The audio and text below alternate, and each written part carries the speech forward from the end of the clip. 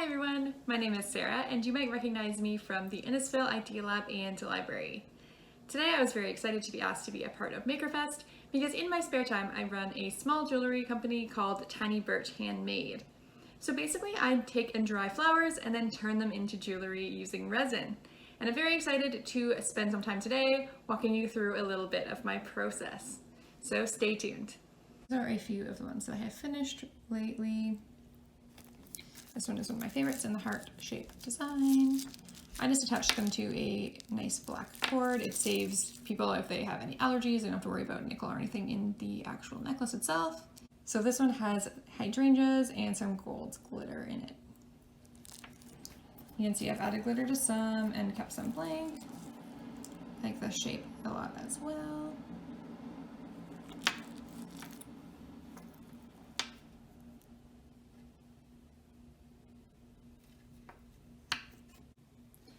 Okay, so now the first thing we have to do is mix our resin. I always make sure I wear gloves for this because if you get resin on your hands, it is not easy to get off at all. So you'll notice right on the resin, it says A and B and the ratio is 1:1. So we have the actual resin itself as well as the hardener. So I always mix a little bit in one cup and the hardener in another, and then mix it together in a third cup. That way you make sure that you have the right amounts. So I'm just gonna make a tiny batch today.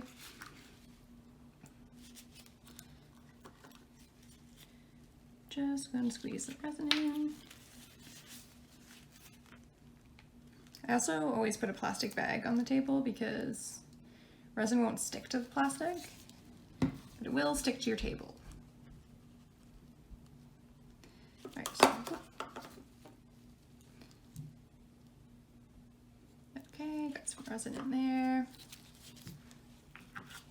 And then I'm going to do the same amount of hardener in another cup. Okay, I just like to put them beside each other so I make sure that they have the right amount.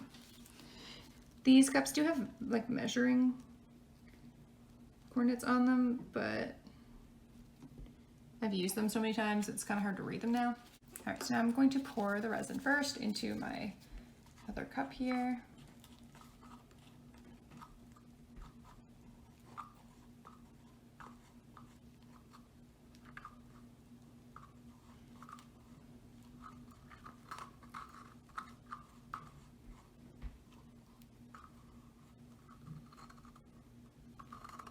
Sometimes it's hard to get it all out of the cup. You just kind of got to scrape the sides as much as you can.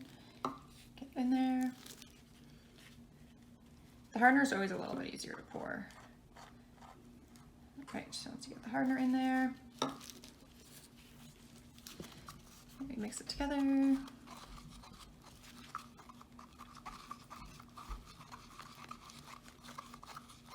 So I will have to mix this for about 5 minutes until the cup itself gets warm.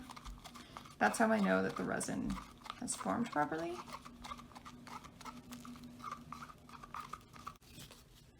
All right, so now that the resin is mixed, I set up my little workstation for putting in the flowers. So these are just some of the pieces that I'm going to fill today. I stick them to a tape backing so that the resin doesn't leak out underneath, so you just make sure that they're down. And these are some ferns and some hydrangeas that I have been drying that I'm going to put in these. So now we're just going to pour a very, very, very small layer of resin into each mold.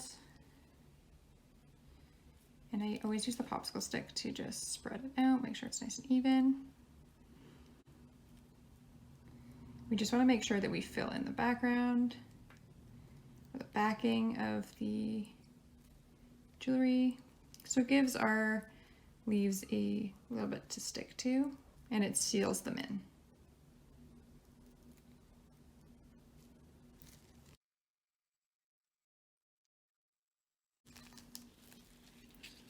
All right, so once each piece has a thin layer of resin filling in the back, we are going to place some flowers in it now. I always do this part without gloves, so this is the part I risk getting resin on my hands. Just try to be very, very careful. I don't really have a strategy for this. I kind of just take ones that I like and pop them in on top of the first layer of resin. Sometimes you have to pull off little stems and stuff like that.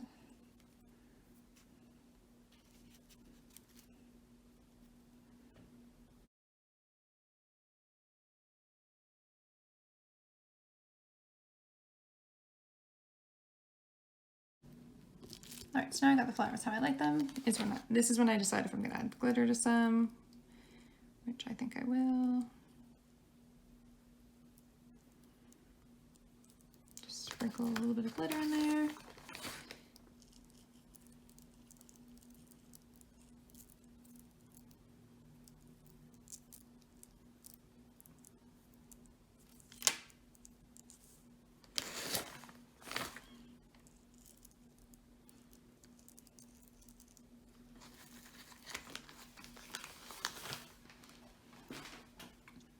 All right, so now I have some glitter and a flower in each little piece. So I'm going to put my gloves back on and do another layer of the resin on top of everything.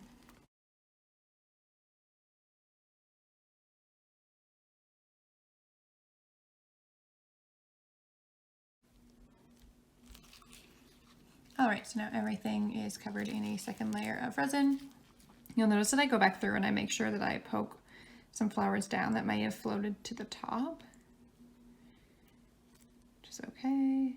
As long as they're somewhere in the middle of our layers there, they will seal correctly.